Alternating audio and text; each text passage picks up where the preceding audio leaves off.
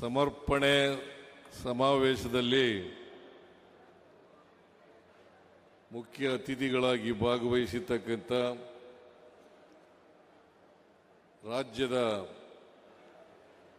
ಉಪಮುಖ್ಯಮಂತ್ರಿಗಳು ಆದಂಥ ಶ್ರೀ ಡಿ.ಕೆ. ಶಿವಕುಮಾರ್ ಅವರೇ, ತುಮಕೂರು ಜಿಲ್ಲಾ ಉಸ್ತುವಾರಿ ಸಚಿವರು, ಈ ಕಾರ್ಯಕ್ರಮದ ರೂವಾರಿಗಳು ಆದಂಥ ಗೃಹ ಸಚಿವರಾದಂಥ ಶ್ರೀ ಜಿ. ಪರಮೇಶ್ವರ್ ಅವರೇ, ಕಂದಾಯ ಇಲಾಖೆಯ ಸಚಿವರಾದಂಥ ಶ್ರೀ ಕೃಷ್ಣ ಬೈರೇಗೌಡ ಅವರೇ, ವೇದಿಕೆ ಮೇಲೆ ಆಸೀನರಾಗಿರ್ತಕ್ಕಂಥ ಎಲ್ಲ ಸಚಿವ ಸಂಪುಟದ ಸಹೋದ್ಯೋಗಿಗಳೇ, ಶಾಸಕ ಮಿತ್ರರೇ, ಮಾಜಿ ಶಾಸಕರುಗಳೇ,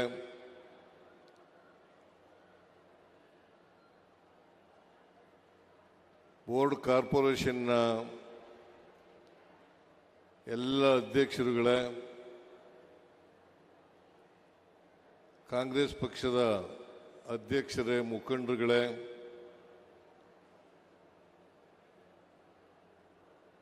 ಇಲ್ಲಿ ಭಾಗವಹಿಸಿರ್ತಕ್ಕಂಥ ಆತ್ಮೀಯ ಕಾರ್ಯಕರ್ತ ಬಂಧುಗಳೇ, ತಾಯಂದಿರೇ, ಯುವ ಮಿತ್ರರೇ, ಮಾಧ್ಯಮದ ಸ್ನೇಹಿತರೇ, ಇವತ್ತು ತುಮಕೂರು ಜಿಲ್ಲೆಯಲ್ಲಿ ಇದು ಒಂದು ಐತಿಹಾಸಿಕ ಸಮಾವೇಶ, ಅತಿಶಯೋಕ್ತಿ ಆಗಲಾರದು. ಇಷ್ಟೊಂದು ದೊಡ್ಡ ಪ್ರಮಾಣದಲ್ಲಿ ಸಮಾವೇಶವನ್ನು ಸಂಘಟನೆ ಮಾಡಿದಂಥ ಡಾಕ್ಟರ್ ಜಿ. ಪರಮೇಶ್ವರ್ ಅವರಿಗೆ, ಜಿಲ್ಲೆಯ ಎಲ್ಲ ಶಾಸಕರುಗಳಿಗೆ, ಮಾಜಿ ಶಾಸಕರುಗಳಿಗೆ, ಅಧ್ಯಕ್ಷರಿಗೆ, ಜಿಲ್ಲೆಯ ಎಲ್ಲ ಅಧಿಕಾರಿ ಸ್ನೇಹಿತರಿಗೆ ನಾನು ಮೊದಲಲ್ಲಿ ಧನ್ಯವಾದಗಳನ್ನು ಹೇಳಲಿಕ್ಕೆ ಬಯಸ್ತಾ ಇದ್ದೇನೆ.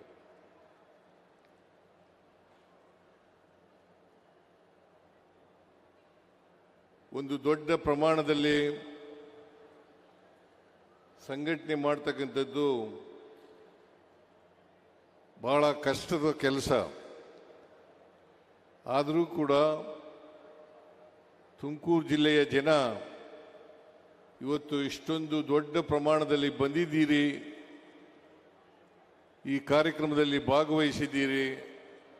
ಅದಕ್ಕೋಸ್ಕರ ನಿಮಗೆಲ್ಲರಿಗೂ ಕೂಡ ಧನ್ಯವಾದಗಳನ್ನು ಹೇಳಲಿಕ್ಕೆ ಬಯಸ್ತಾ ಇದ್ದೇನೆ.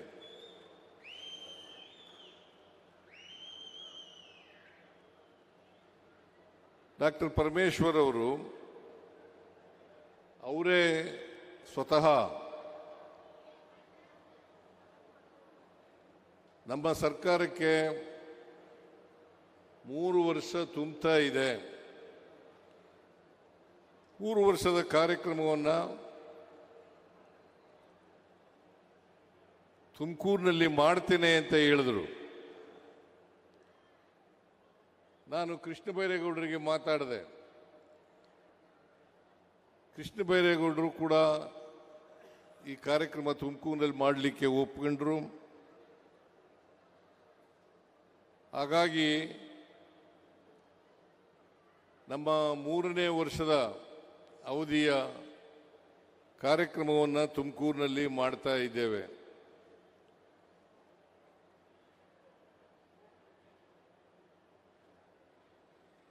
ಇವತ್ತು ತುಮಕೂರಿನಲ್ಲಿ 3ನೇ ವರ್ಷದ ಕಾರ್ಯಕ್ರಮ, ಅದರ ಜೊತೆಗೆ ಅನೇಕ ಅಭಿವೃದ್ಧಿ ಕಾರ್ಯಕ್ರಮಗಳಿಗೆ ಶಂಕುಸ್ಥಾಪನೆ ಮತ್ತು ಉದ್ಘಾಟನೆ ಮಾಡತಕ್ಕಂಥ ಕೆಲಸವನ್ನು ಕೂಡ ಮಾಡಿದ್ದೇವೆ.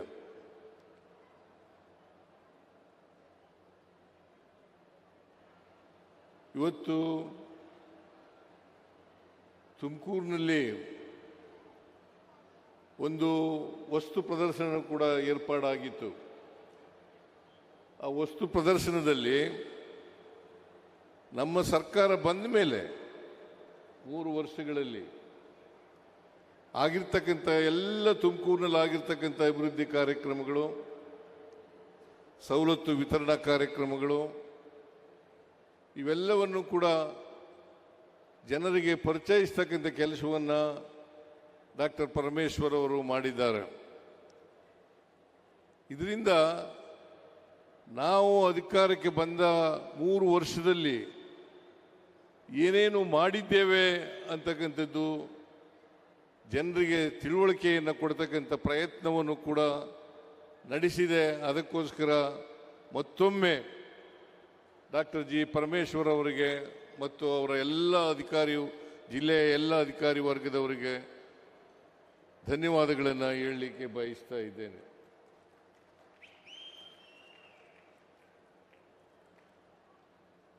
ನಾಳೆಗೆ ಅಂದರೆ 20ನೇ ತಾರೀಕು, ಮೇ 20ನೇ ತಾರೀಕು ನಾವು ಅಧಿಕಾರಕ್ಕೆ ಬಂದು 3 ವರ್ಷಗಳು ತುಂಬ್ತಾ ಇದೆ. 3 ವರ್ಷಗಳು ತುಂಬ್ತಾ ಇದೆ. ಇದನ್ನ ಸಾಂಕೇತಿಕವಾಗಿ ಆಚರಣೆ ಮಾಡಬೇಕು ಅಂತ ಹೇಳಿದಾಗ ಡಾಕ್ಟರ್ ಜಿ ಪರಮೇಶ್ವರ್ ಅವರು ವಾಲಂಟಿಯರ್ ಆಗಿ ನಾವು ತುಮಕೂರಿನಲ್ಲಿ ಮಾಡ್ತೇವೆ ಅಂತ ಹೇಳಿ ಮುಂದೆ ಬಂದರು. ನಾನು ಆಯಿತು ಅಂತಂದೆ. ಅದಕ್ಕೋಸ್ಕರ ಈ 3 ವರ್ಷದ ಸಾಧನೆಗಳು ಜೊತೆಗೆ ತುಮಕೂರು ಜಿಲ್ಲೆಯಲ್ಲಿ ಆಗಿರ್ತಕ್ಕಂಥದ್ದು, ರಾಜ್ಯದಲ್ಲಿ ಆಗಿರ್ತಕ್ಕಂಥದ್ದು, ಕಂದಾಯ ಇಲಾಖೆಯಲ್ಲಿ ಏನೇನು ಕಾರ್ಯಕ್ರಮಗಳನ್ನು ಮಾಡಿದ್ದಾರೆ ಆ ಎಲ್ಲ ಕಾರ್ಯಕ್ರಮಗಳನ್ನು ಕೂಡ ಇವತ್ತು ಜನರಿಗೆ ತಿಳಿಸ್ತಕ್ಕಂಥ ಕೆಲಸವನ್ನು ಮಾಡಿದೆ. ನಾವು 3 ವರ್ಷಗಳ ಹಿಂದೆ ಜನರ ಮುಂದೆ ಬಂದಾಗ ಅನೇಕ ವಾಗ್ದಾನಗಳನ್ನು ಕೊಟ್ಟಿದ್ದು, ಭರವಸೆಗಳನ್ನು ಕೊಟ್ಟಿದ್ದು. ನಮ್ಮ ಪ್ರಣಾಳಿಕೆ ಮೂಲಕವಾಗಿ ಸುಮಾರು 592 ಭರವಸೆಗಳನ್ನು ಕೊಟ್ಟಿದ್ದು. 592 ಭರವಸೆಗಳನ್ನು ಕೊಟ್ಟಿದ್ದು. ಆ ಭರವಸೆಗಳ ಪ್ರಣಾಳಿಕೆಯ ಸಮಿತಿಯ ಅಧ್ಯಕ್ಷರಾಗಿ ಡಾಕ್ಟರ್ ಪರಮೇಶ್ವರ್ ಅವರು ಆಗಿದ್ರು ಅಂತಕ್ಕಂಥದ್ದನ್ನು ಇವತ್ತು ನೆನಕಬೇಕಾಗ್ತದೆ. ಅವರು ಈ ರಾಜ್ಯದಲ್ಲಿ ಏನೇನು ಮಾಡಲಿಕ್ಕೆ ಸಾಧ್ಯ ಆಗ್ತದೆ, ಜನರ ಸಮಸ್ಯೆಗಳೇನು, ಅದಕ್ಕೆ ಪರಿಹಾರಗಳೇನು ಅಂತಕ್ಕಂಥದ್ದನ್ನು ಸೂಚಿಸತಕ್ಕಂಥ ಮ್ಯಾನಿಫೆಸ್ಟೋವನ್ನು ಜನರ ಮುಂದೆ ಇಡ್ತಕ್ಕಂಥ ಪ್ರಯತ್ನವನ್ನು ಮಾಡಿದ್ರು. ಅದರಲ್ಲಿ ಈಗ ಸುಮಾರು 592 ಭರವಸೆಗಳಲ್ಲಿ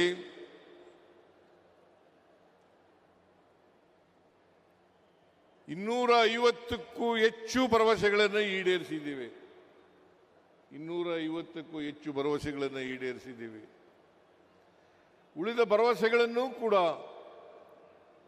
ನಾವು ಈಡೇರಿಸ್ತೇವೆ ಅಂತಕ್ಕಂಥ ಮಾತುಗಳನ್ನು ಈ ಸಂದರ್ಭದಲ್ಲಿ ಹೇಳಲಿಕ್ಕೆ ಬಯಸ್ತಾ ಇದ್ದೇನೆ. ನಮ್ಮ ಸರ್ಕಾರ ಯಾವಾಗಲೂ ಕೂಡ ನುಡಿದಂತೆ ನಡೀತಕ್ಕಂಥ ಸರ್ಕಾರ. ಕೊಟ್ಟ ಮಾತನ್ನ ಉಳಿಸ್ಕೊಳ್ತಕ್ಕಂಥ ಪ್ರಯತ್ನವನ್ನು ಮಾಡ್ತೇವೆ, ನುಡಿದಂತೆ ನಡೀತೇವೆ ಅಂತಕ್ಕಂಥದ್ದನ್ನ ಈಗಿನಿಂದ ಅಲ್ಲ, ಯಾವ್ಯಾವಾಗ ಕಾಂಗ್ರೆಸ್ ಸರ್ಕಾರ ಅಧಿಕಾರಕ್ಕೆ ಬಂದಿದೆ ಆ ಎಲ್ಲ ಕಾಲದಲ್ಲೂ ಕೂಡ ಭರವಸೆಗಳನ್ನು ಈಡೇರಿಸ್ತಕ್ಕಂಥ ಪ್ರಯತ್ನವನ್ನು ಮಾಡಿದ್ದೇವೆ. ಈಗಲೂ ಕೂಡ 2013ರಲ್ಲಿ ಈ ರಾಜ್ಯದ ಜನರ ಆಶೀರ್ವಾದದಿಂದ, ಬೆಂಬಲದಿಂದ ನಾವು ಅಧಿಕಾರಕ್ಕೆ ಬಂದು ನಾನು ಈ ರಾಜ್ಯದ ಮುಖ್ಯಮಂತ್ರಿಯಾದೆ. ಸುಮಾರು 165 ಭರವಸೆಗಳನ್ನು ಅವತ್ತು ಕೊಟ್ಟಿದ್ದು. ಆ ಭರವಸೆಗಳಲ್ಲಿ 158 ಭರವಸೆಗಳನ್ನು ಈಡೇರಿಸ್ತೋ ಅಂತಕ್ಕಂಥದನ್ನ ತಮಗೆ ತಿಳಿಸಲಿಕ್ಕೆ ಬಯಸ್ತಾ ಇದ್ದೇನೆ. ನಾವು ಪ್ರಣಾಳಿಕೆಯಲ್ಲಿ ಹೇಳದೇ ಇದ್ದಂತ ಸುಮಾರು 30 ಫ್ಲಾಗ್ಶಿಪ್ ಪ್ರೋಗ್ರಾಂಗಳನ್ನು ಮಾಡೋದು. ಇದು ನಮ್ಮ ಜನತೆಗೆ ಕೊಟ್ಟಂತ ವಚನಗಳಲ್ಲಿ ನಾವು ಹೇಗೆ ಈಡೇರಿಸಿದ್ದೇವೆ ಅಂತಕ್ಕಂಥದನ್ನ ತಮಗೆ ತಿಳಿಸಲಿಕ್ಕೆ ಬಯಸ್ತಾ ಇದ್ದೇನೆ. ಹಾಗೇನೆ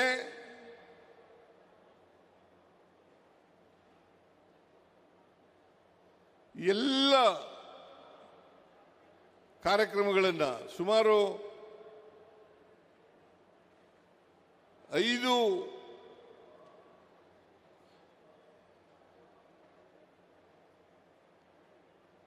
ವಚನಗಳನ್ನು ನಾವು ಜನರಿಗೆ ಕೊಟ್ಟಿದ್ದು.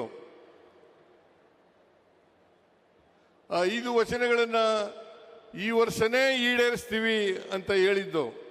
ಆ ಗ್ಯಾರಂಟಿ ಯೋಜನೆಗಳನ್ನು ಇವತ್ತು ಈಡೇರಿಸಿದ್ದೇವೆ ಅಂತಕ್ಕಂಥದ್ದನ್ನು ನಾವು ತಮಗೆ ತಿಳಿಸಲಿಕ್ಕೆ ಬಯಸ್ತಾ ಇದ್ದೇನೆ.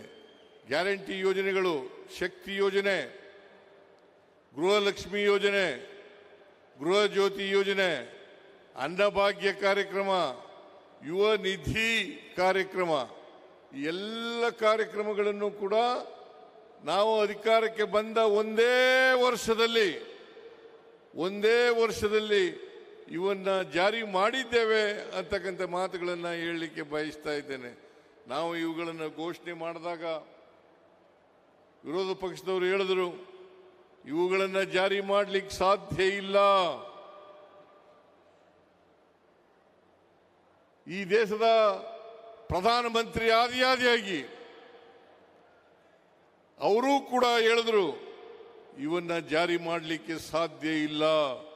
ಒಂದು ವೇಳೆ ಜಾರಿ ಮಾಡಿದ್ರೆ ಆ ರಾಜ್ಯ ಆರ್ಥಿಕವಾಗಿ ದಿವಾಳಿ ಆಗ್ಬಿಡ್ತದೆ ಅಂತಕ್ಕಂಥ ಮಾತುಗಳನ್ನು ಹೇಳಿದ್ರು. ಇನ್ನೂ ಒಂದು ಹೆಜ್ಜೆ ಮುಂದೆ ಹೋಗಿ ಹೇಳಿದ್ರು ವಿರೋಧ ಪಕ್ಷದವರು, ಅಭಿವೃದ್ಧಿ ಕಾರ್ಯಕ್ರಮಗಳು ಕುಂಠಿತ ಆಗ್ತವೆ,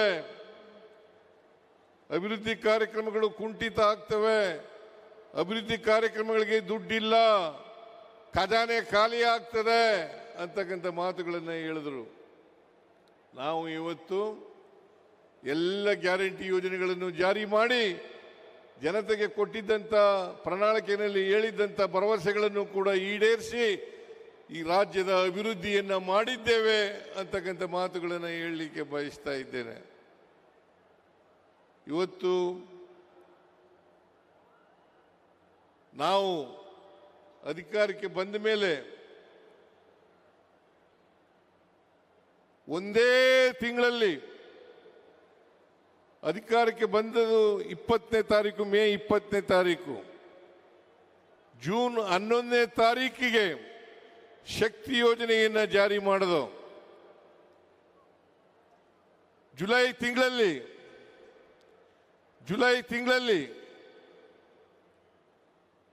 ಗೃಹಲಕ್ಷ್ಮಿ ಅನ್ನಭಾಗ್ಯ ಕಾರ್ಯಕ್ರಮವನ್ನು ಗೃಹ ಜ್ಯೋತಿ ಅನ್ನಭಾಗ್ಯ ಕಾರ್ಯಕ್ರಮಗಳನ್ನು ಜಾರಿ ಕೊಟ್ಟು,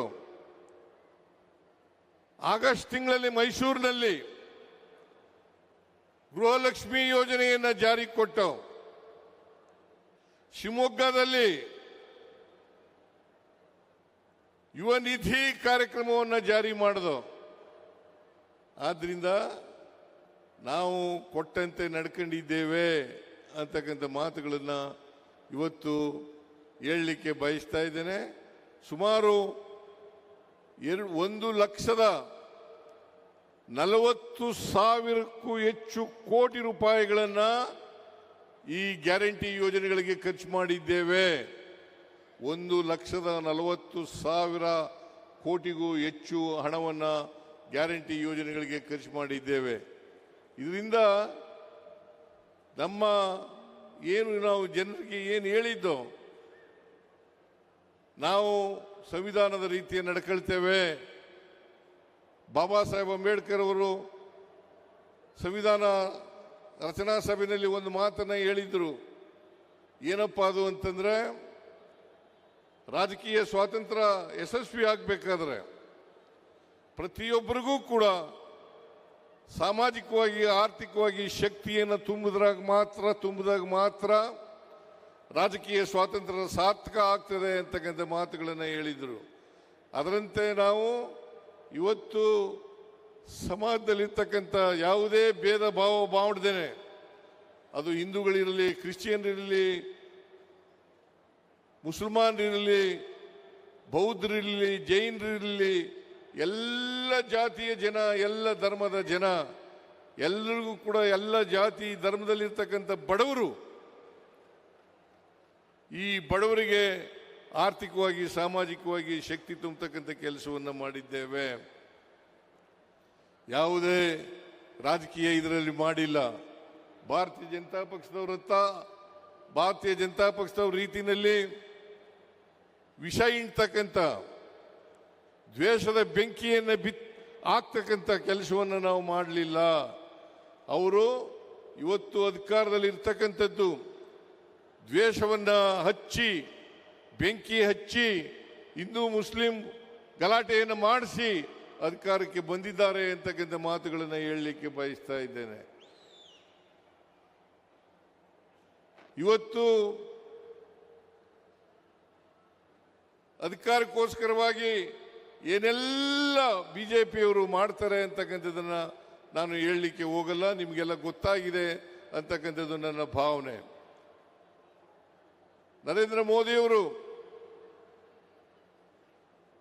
ಸುಮಾರು 12 ವರ್ಷಗಳ ಕಾಲ ಗುಜರಾತ್ನ ಮುಖ್ಯಮಂತ್ರಿ ಆಗಿದ್ದರು. 2001ರಲ್ಲಿ ಅಧಿಕಾರಕ್ಕೆ ಬಂದು 2014ರವರೆಗೂ ಕೂಡ ಅವರು ಅಧಿಕಾರದಲ್ಲಿ ಇದ್ರು ಅಂತಕ್ಕಂಥ ಮಾತುಗಳನ್ನು ಹೇಳಲಿಕ್ಕೆ ಬಯಸ್ತಾ ಇದ್ದೇನೆ. ಸುಮಾರು 35 ವರ್ಷ ಗುಜರಾತ್ನಲ್ಲಿ ಭಾರತೀಯ ಜನತಾ ಪಕ್ಷದವರು ಅಧಿಕಾರದಲ್ಲಿ ಇದ್ದಾರೆ. ಎಲ್ಲ ಕಡೆ ಪ್ರಚಾರ ಮಾಡಿದ್ರು. ಇಲ್ಲಿ ಯಡಿಯೂರಪ್ಪನವರು, ಅಶೋಕ್ ಅವರು, ಬಸವರಾಜ ಬೊಮ್ಮಾಯಿ ಅವರು, ವಿಜೇಂದ್ರ ಅವರು ಗುಜರಾತ್ ಮಾದರಿ ಸರ್ಕಾರ ಅಂತೇಳಿ ಪ್ರಚಾರವನ್ನು ಮಾಡಿದ್ರು. ಗುಜರಾತ್ನಲ್ಲಿ ಇವತ್ತು ಏನಾಗ್ತಾ ಇದೆ ಅಂತಕ್ಕಂಥದ್ದನ್ನು ನೋಡಲಿಕ್ಕೆ ಸಾಧ್ಯ ಆಗ್ತದೆ. 35 ವರ್ಷಗಳ ಕಾಲ ಅಧಿಕಾರದಲ್ಲಿದ್ದರೂ ಕೂಡ ಗುಜರಾತ್ನ ಅಭಿವೃದ್ಧಿ ಆಗಿಲ್ಲ ಅಂತಕ್ಕಂಥ ಮಾತುಗಳನ್ನು ಹೇಳಲಿಕ್ಕೆ ಬಯಸ್ತಾ ಇದ್ದೇನೆ. ಬಿಜೆಪಿಯವರಿಗೆ ನಾಚಿಕೆ ಆಗಬೇಕು. ಇತ್ತೀಚೆಗೆ 2026 ಮೇ ಮೊದಲನೇ ವಾರದಲ್ಲಿ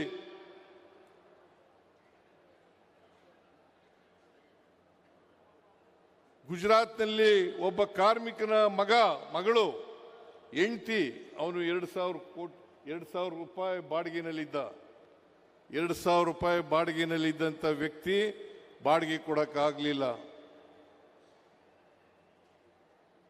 ಬಾಡಿಗೆ ಕೊಡಲೇ ಇದ್ದದಕ್ಕೆ ಮನೆ ಮಾಲೀಕ ಆ ಹೆಂಡತಿ ಮತ್ತು ಮಗಳನ್ನ, 13 ವರ್ಷದ ಮಗಳನ್ನ ಅತ್ಯಾಚಾರ ಮಾಡ್ತಕ್ಕಂಥ ಕೆಲಸವನ್ನ ಗುಜರಾತ್ನಲ್ಲಿ ಮಾಡಿದ್ದಾರೆ. ಮೊರ್ಬಿ ಅಂತಕ್ಕಂಥ ಜಿಲ್ಲೆನಲ್ಲಿ ಅಂತಕ್ಕಂಥದನ್ನು ಮರೀಲಿಕ್ಕೆ ಸಾಧ್ಯ ಇಲ್ಲ. ಮೊರ್ಬಿ ಅಂತ ಗುಜರಾತ್ನಲ್ಲಿ ಒಂದು ಜಿಲ್ಲೆ ಇದೆ.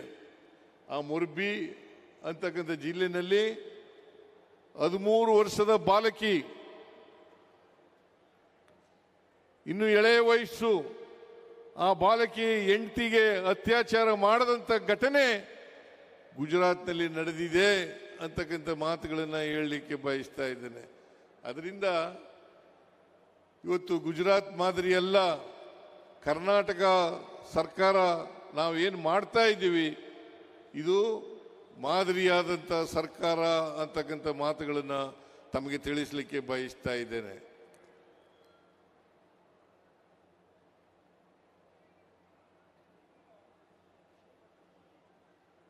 ಈ ನರೇಂದ್ರ ಮೋದಿಯವರು 2014ರಲ್ಲಿ ಪ್ರಧಾನಮಂತ್ರಿ ಆದರು. ಅವತ್ತು ಪೆಟ್ರೋಲ್ ಮತ್ತು ಡೀಸೆಲ್ ಬೆಲೆ, ಗ್ಯಾಸ್ ಬೆಲೆ ಸುಮಾರು ಮನಮೋಹನ್ ಸಿಂಗ್ ಅವರು ಪ್ರಧಾನಮಂತ್ರಿ ಆಗಿದ್ದಾಗ 1 ಲೀಟರ್ ಪೆಟ್ರೋಲ್ ಬೆಲೆ ಅಲ್ಲ, ಡೀಸೆಲ್ ಬೆಲೆ 48 ರೂಪಾಯಿ, 1 ಲೀಟರ್ ಪೆಟ್ರೋಲ್ ಬೆಲೆ 70 ರೂಪಾಯಿ, ಒಂದು ಗ್ಯಾಸ್ ಸಿಲಿಂಡರ್, ಮನೆ ಬಳಕೆಗೆ ಮಾಡ್ತಕ್ಕಂಥ ಸಿಲಿಂಡರ್ 414 ರೂಪಾಯಿ. ಇವತ್ತು ಎಷ್ಟಾಗಿದೆ ನೀವೇ ಯೋಚನೆ ಮಾಡಿ. ಇವತ್ತು ಇದನ್ನೇ ನಾವು ಅಚ್ಚೇ ದಿನ್ ಅಂತ ಕರೀಬೇಕಾ? ಅಚ್ಚೇ ದಿನ್ ಅಂತ ಕರೀಬೇಕಾ? ಈಗ ಮೊನ್ನೆ 3 ರೂಪಾಯಿಗೂ ಹೆಚ್ಚು ಪೆಟ್ರೋಲು, ಡೀಸೆಲ್, ಗ್ಯಾಸ್ ಬೆಲೆಯನ್ನು ಹೆಚ್ಚು ಮಾಡಿದ್ದಾರೆ. ಇದಕ್ಕೆ ಕಾರಣ ಏನು ಅಂತಂದ್ರೆ, ಕೊಡ್ತಾ ಇರತಕ್ಕಂಥ ಕಾರಣ, ಅಲ್ಲಿ ಯುದ್ಧ ನಡೀತಾ ಇದೆ. ಇದೇ ನರೇಂದ್ರ ಮೋದಿಯವರು ಟ್ರಂಪ್, ಅಮೆರಿಕ ಅಧ್ಯಕ್ಷ ಟ್ರಂಪ್ ಅವರು ಬಾಲ ಹಿಡ್ಕೊಂಡು ಸುತ್ತಾ ಇದ್ರು ಗುಜರಾತ್ನಲ್ಲಿ ಮತ್ತು ಅಮೆರಿಕಾದಲ್ಲಿ. ಈ ಸಾರಿ ಟ್ರಂಪ್ ಸರ್ಕಾರ ಅಂತೇಳಿ ಭಾಷಣ ಮಾಡಿದ್ರು. ಟ್ರಂಪ್ ಸರ್ಕಾರ ಅಂತೇಳಿ ಭಾಷಣ ಮಾಡಿದ್ರು. ಟ್ರಂಪ್ ಸರ್ಕಾರ ಬಂತು. ಇವತ್ತು ಇರಾನ್ ಮೇಲೆ ಯುದ್ಧ ಆಯಿತು. ಅಮೆರಿಕದ ಚಿತಾವಣೆಯಿಂದ ಯುದ್ಧ ನಡೀತು. ಇಸ್ರೇಲ್ ಅಮೆರಿಕ ಸೇರ್ಕೊಂಡು ಇರಾನ್ ಮೇಲೆ ಯುದ್ಧ ನಡೀತು. ಏನೆಲ್ಲ ಅನಾಹುತಗಳಾದವು. ಆದರೆ ನರೇಂದ್ರ ಮೋದಿ ಒಂದು ವಿಷಾದನೂ ಕೂಡ ವ್ಯಕ್ತ ಮಾಡಲಿಲ್ಲ. ಇದನ್ನ ತಾವು ಅರ್ಥ ಮಾಡ್ಕೋಬೇಕಾಗ್ತದೆ. ಇವತ್ತು ಏನಾದರೂ ದೇಶದಲ್ಲಿ ಬೆಲೆ ಏರಿಕೆ ಆಗಿದ್ರೆ ಇದಕ್ಕೆ ನೇರವಾಗಿ ಕಾರಣ ನರೇಂದ್ರ ಮೋದಿಯವರು ಅಂತಕ್ಕಂಥದ್ದನ್ನ ತಿಳ್ಕೋಬೇಕಾಗ್ತದೆ. ಹಾಗಾದ್ರೆ ಇವ್ರ ಕಾಲದಲ್ಲಿ ಯಾರು ಲಾಭವನ್ನು ಪಡ್ಕೊಂಡ್ರು ಅಂತಂತಂದ್ರೆ ಅದಾನಿ ಮತ್ತು ಅಂಬಾನಿ. ಅದಾನಿಯವರ 2014ರಲ್ಲಿ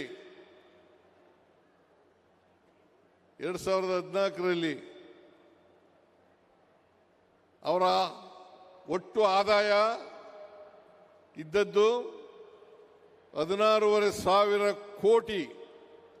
ಇವತ್ತು ಎಷ್ಟಿದೆ ಗೊತ್ತಾ? 8 ಲಕ್ಷ ಕೋಟಿ. 8 ಲಕ್ಷ ಕೋಟಿ. ಹಾಗೇನೆ ಅಂಬಾನಿನೂ ಕೂಡ ಬೆಳವಣಿಗೆಯನ್ನು, ಆರ್ಥಿಕವಾಗಿ ಬೆಳವಣಿಗೆಯನ್ನು ಮಾಡಿದ್ದಾರೆ. ಇವರು ನರೇಂದ್ರ ಮೋದಿಯವರ ಕಾಲದಲ್ಲಿ, ಇವರು ಪ್ರಧಾನಮಂತ್ರಿ ಆದಮೇಲೆ 12 ವರ್ಷಗಳ ಕಾಲದಲ್ಲಿ ಅಂಬಾನಿ, ಅದಾನಿ ಲಾಭ ಮಾಡ್ಕೊಂಡ್ರೆ ಹೊರತು ಸಾಮಾನ್ಯ ಜನರಲ್ಲ, ಮಧ್ಯಮ ವರ್ಗದ ಜನರಲ್ಲ ಅಂತಕ್ಕಂಥದ್ದನ್ನು ತಾವೆಲ್ಲರೂ ಕೂಡ ಅರ್ಥ ಮಾಡ್ಕೋಬೇಕಾಗ್ತದೆ. ಅದರಿಂದ ನರೇಂದ್ರ ಮೋದಿಯವರು ಬಹಳ ಜನ ಓಟ್ ಹಾಕಿದ್ರು. ನರೇಂದ್ರ ಮೋದಿ ಮೋದಿ ಮೋದಿ ಮೋದಿ ಅನ್ಕೊಂಡು ಈ ದೇಶದಲ್ಲಿ ಓಟ್ ಹಾಕಿದ್ರು. ಇವತ್ತು ಅವರಿಗೆಲ್ರಿಗೂ ಕೂಡ ಭ್ರಮ ನಿರಸನ ಆಗಿದೆ ಅಂತಕ್ಕಂಥ ಮಾತುಗಳನ್ನು ಹೇಳಲಿಕ್ಕೆ ಬಯಸ್ತಾ ಇದ್ದೇನೆ. ಹಾಗಾಗಿ ನಾವು ಅಧಿಕಾರಕ್ಕೆ ಬಂದ 3 ವರ್ಷದಲ್ಲಿ ಅನೇಕ ಅಭಿವೃದ್ಧಿ ಕೆಲಸಗಳನ್ನು, ಈಗ ನಾಳೆ ಆದಮೇಲೆ 4ನೇ ವರ್ಷ ಆಗ್ತದೆ ಜಾರಿಗೆ ಬಂದ ಮೇಲೆ. ನಾವು 2028ಕ್ಕೂ ಕೂಡ ಅಧಿಕಾರಕ್ಕೆ ಬಂದೇ ಬರ್ತೀವಿ. 28ರಲ್ಲೂ ಕೂಡ ಅಧಿಕಾರಕ್ಕೆ ಬಂದೇ ಬರ್ತೀವಿ ಅಂತಕ್ಕಂಥ ಮಾತುಗಳನ್ನು ಹೇಳಲಿಕ್ಕೆ ಬಯಸ್ತಾ ಇದ್ದೇನೆ.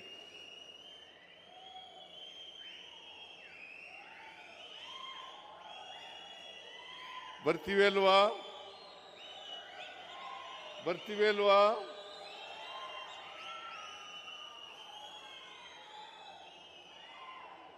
2028ಕ್ಕೆ ವಿಧಾನಸಭಾ ಚುನಾವಣೆ ನಡೀತದೆ. ಆಗ ಮತ್ತೆ ಕಾಂಗ್ರೆಸ್ ಅಧಿಕಾರಕ್ಕೆ ಬರ್ತದೆ. ಈ ರಾಜ್ಯದ ಅಭಿವೃದ್ಧಿ, ಸರ್ವತೋಮುಖವಾದಂಥ ಅಭಿವೃದ್ಧಿಯನ್ನು ಮಾಡ್ತಕ್ಕಂಥ ಕೆಲಸವನ್ನು ಮಾಡ್ತೇವೆ ಅಂತಕ್ಕಂಥ ಮಾತುಗಳನ್ನು ಹೇಳಲಿಕ್ಕೆ ಬಯಸ್ತಾ ಇದ್ದೇನೆ.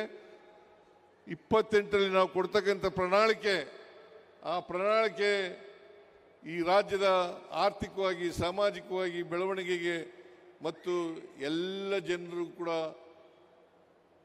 ಶಕ್ತಿ ಕೊಡ್ತಕ್ಕಂಥ ಕೆಲಸವನ್ನು ನಾವು ಮಾಡ್ತೇವೆ ಅಂತಕ್ಕಂಥ ಮಾತುಗಳನ್ನು ಈ ಸಂದರ್ಭದಲ್ಲಿ ಹೇಳಲಿಕ್ಕೆ ಬಯಸ್ತಾ ಇದ್ದೇನೆ. ನಮ್ಮ ಉದ್ದೇಶ ಕರ್ನಾಟಕ ರಾಜ್ಯವನ್ನು ಸರ್ವ ಜನಾಂಗದ ಶಾಂತಿಯ ತೋಟವನ್ನಾಗಿ ಮಾಡಬೇಕು. ಕುವೆಂಪು ಅವರು ಹೇಳಿದರು ಸರ್ವ ಜನಾಂಗದ ಶಾಂತಿಯ ತೋಟ ಅಂತೇಳಿ. ಆ ರೀತಿಯಾಗಿ ಮಾಡಬೇಕು. ನಮ್ಮ ಸಂವಿಧಾನದ ಮೂಲ ತತ್ವಗಳೇನಪ್ಪ ಅಂತಂದರೆ ಸ್ವಾತಂತ್ರ್ಯ, ಸಮಾನತೆ, ಭ್ರಾತೃತ್ವ. ಇದು ನಮ್ಮ ಮಂತ್ರಗಳು ಅಂತಕ್ಕಂಥ ಮಾತುಗಳನ್ನು ಹೇಳಲಿಕ್ಕೆ ಬಯಸ್ತಾ ಇದ್ದೇನೆ. ಅದರಿಂದ ಕರ್ನಾಟಕ ರಾಜ್ಯದಲ್ಲಿ ನಾವು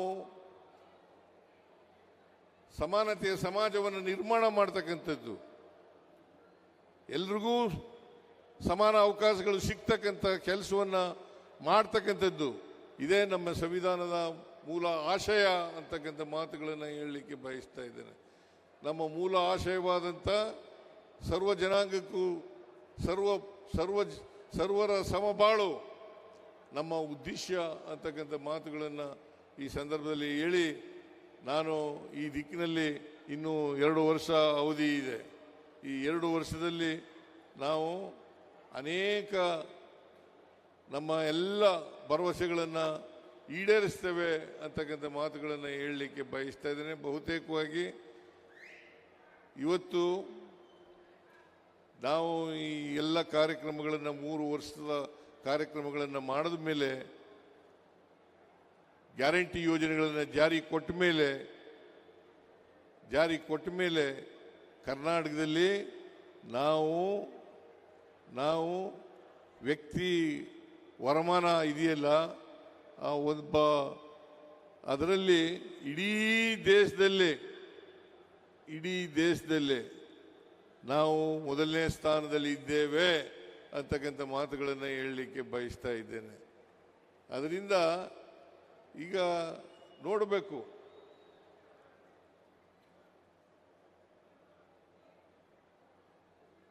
ಇಡೀ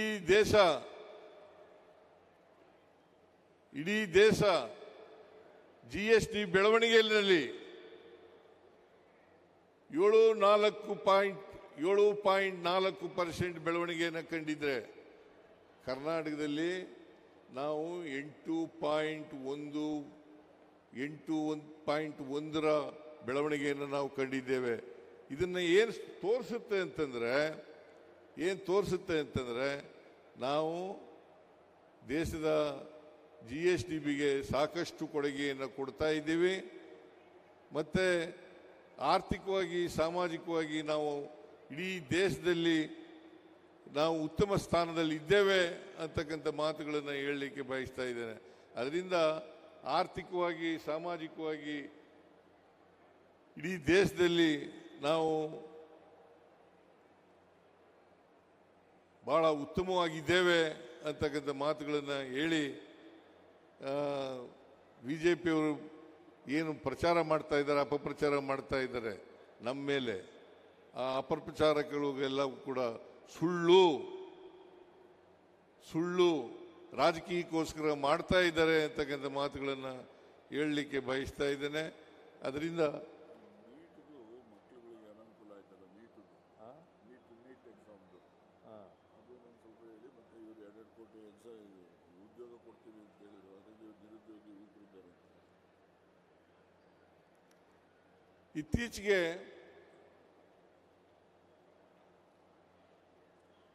ಇತ್ತೀಚೆಗೆ ನೀಟ್ ಪರೀಕ್ಷೆ ಆಯಿತು.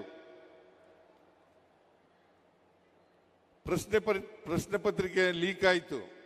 ಇದಕ್ಕೆ ಯಾರಪ್ಪ ಹೊಣೆ?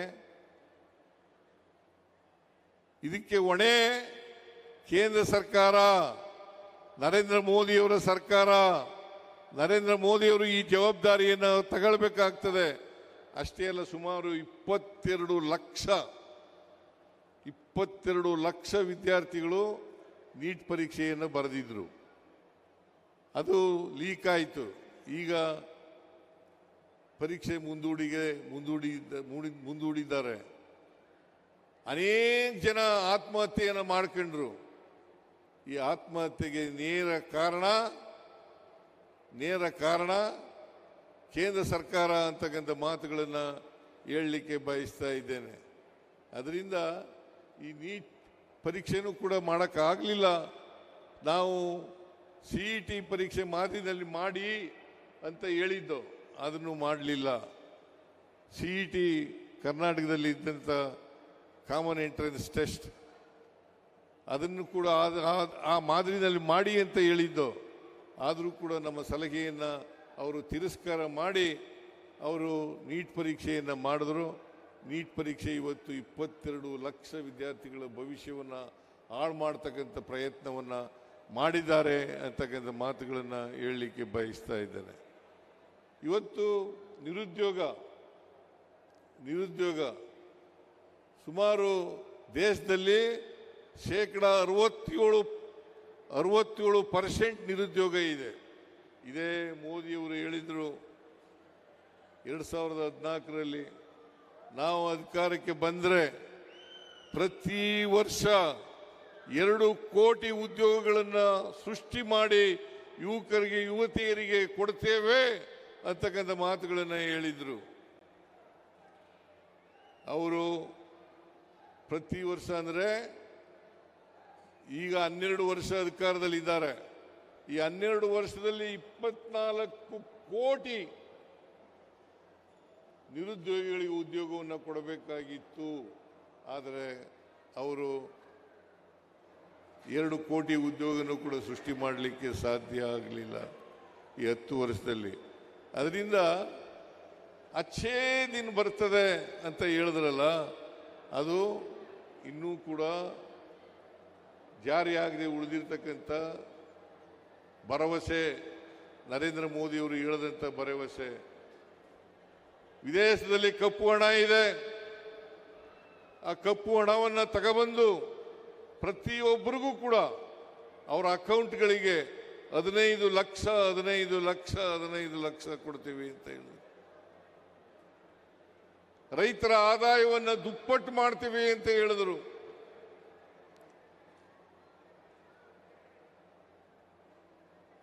ಆದರೆ ಏನು ಮಾಡಲಿಲ್ಲ.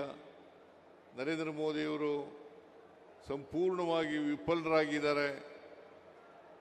ಅವರು ಎಷ್ಟು ಸಾಲ ಮಾಡಿದ್ದಾರೆ, ಈಗ ನಮ್ಮ ಮೇಲೆ ಸಾಲ ಮಾಡಿದ್ದಾರೆ ಅಂತೇಳಿ JDSನವರು, BJPಯವರು, RSSನವರು ಹೇಳ್ತಾ ಇದ್ದಾರೆ. ಅವರು ಎಷ್ಟು ಸಾಲ ಮಾಡಿದ್ದಾರೆ? ನರೇಂದ್ರ ಮೋದಿಯವರು ಅಧಿಕಾರಕ್ಕೆ ಬಂದಾಗ ಒಟ್ಟು ಸಾಲ ದೇಶದ ಮೇಲೆ ಇದ್ದದ್ದು ಸ್ವಾತಂತ್ರ್ಯ ಬಂತವಿಂದ 53,11,000 ಕೋಟಿ. 53,11,000 ಕೋಟಿ. ಇವತ್ತು 220 ಲಕ್ಷ ಕೋಟಿ ಸಾಲವನ್ನು ಮಾಡಿದ್ದಾರೆ. 220 ಲಕ್ಷ ಕೋಟಿಯನ್ನು ಮಾಡಿದ್ದಾರೆ. ಅದರಿಂದ ಈ ದೇಶವನ್ನು ಆರ್ಥಿಕವಾಗಿ ಹಾಳುಗೆಡವಿ